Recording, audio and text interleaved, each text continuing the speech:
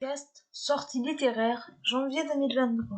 Coucou, nous sommes la dernière semaine de l'année. Je vous retrouve pour vous parler des sorties littéraires de janvier. Le premier roman est How I Met Your Ex de Mary McFarlane qui sortira chez les éditions Harlequin Collection EH le 4 janvier. Il me fait penser à la série How I Met Your Mother. Le résumé. Vivre en coloc avec un homme qui vous déteste, challenge accepted. Comme toute bonne photographe de mariage qui se respecte, Harriet a toujours senti venir les plus grands moments d'émotion. Enfin, c'est ce qu'elle pensait, jusqu'à ce que son petit ami la surprenne avec une demande en mariage, alors même qu'elle envisageait de le quitter. Son nom n'ayant pas été très bien accueilli, elle se retrouve sans appart et déniche en urgence un nouveau logement. Bonne nouvelle, son coloc sort lui aussi d'une rupture et est particulièrement charmant. Mauvaise nouvelle, depuis qu'il l'a vue en vrai, il a l'air de la détester. Le deuxième roman est I Was Born for This d'Alice Oseman, qui sortira chez les éditions Hachette le 11 janvier. L'autrice de la série Heartstopper. Le résumé. La vie d'Angel Raimi, 18 ans, tourne exclusivement autour de The Ark, un boys band pop-rock qui cartonne dans le monde entier. En intégrant leur fandom, Angel devient amie avec Juliette et acquiert un sentiment d'appartenance incomparable. De son côté, Jimmy Kagarichi, leader de The Ark, doit tout à son groupe. Bien qu'il ait réalisé son rêve ces derniers temps, les choses ne cessent d'aller de travers pour lui. Son anxiété sociale l'empêche de profiter pleinement et remet en question ses choix. Lorsque les univers d'Angel et Jimmy fusionnent de manière inattendue, tous deux seront confrontés à la réalité de l'autre. Et si la vie rêvée de Star n'était qu'une illusion? Et si la vie sans projecteur n'était pas si fade? Le troisième roman est Le tome 7 de la saga Les Enquêtes d'Anna Swensen de Johan Fluck, qui sortira chez les éditions Le Cherche Midi le 19 janvier.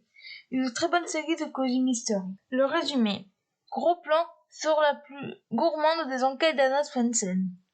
Eden Lake est en ébullition. La charmante petite ville est transformée en plateau de tournage par une équipe de cinéma, et tout le monde est sur le pont.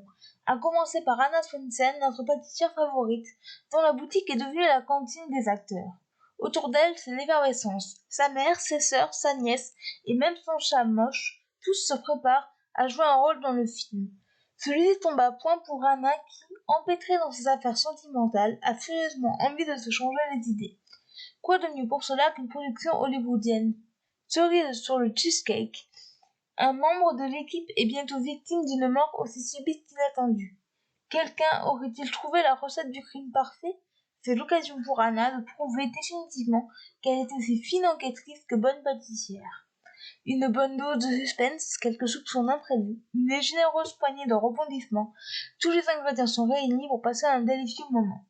Sans oublier de nouvelles recettes de pâtisserie aussi mortelles que les nouvelles aventures de notre Miss Marple du Minnesota. Le dernier roman de cette sélection est le tome 2 de la saga Les Royaumes Immobiles d'Ariel Holz, qui sortira chez les éditions Slalom le 19 janvier.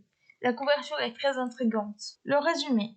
Un mois s'est écoulé depuis la fuite d'Ivy et d'Odd vers l'ailleurs. Ils ont trouvé un toit, un emploi et s'accommodent de leur nouvelle vie. Mais c'est sans compter sur les responsabilités d'Ivali. La reine, Mab, envoie deux anciennes connaissances de la jeune femme pour la ramener dans les royaumes immobiles. Elioni a beau s'être emparée du trône d'Evergreen, elle ne parvient pas à maîtriser le Glimard qui poursuit sa délinquance. De son côté, Céline règne sur Radiance, où des chimères cauchemardesques peuplent la nuit perpétuelle qu'elle entretient. Ivy va devoir se battre pour son peuple, nouer de nouvelles alliances, notamment avec la mystérieuse cour des ombres, travailler sur sa maîtrise de l'art et sa confiance en elle-même, et surveiller ses arrières, car les royaumes immobiles n'ont pas terminé de livrer leurs secrets. Une petite sélection. Quels sont les livres qui vous intéressent? Voilà, c'en est tout pour ce podcast, j'espère qu'il vous aura plu. N'hésitez pas à me donner votre avis et vos commentaires sur YouTube, à vous abonner à la chaîne, et je vous retrouve très bientôt pour un nouveau podcast. Ciao!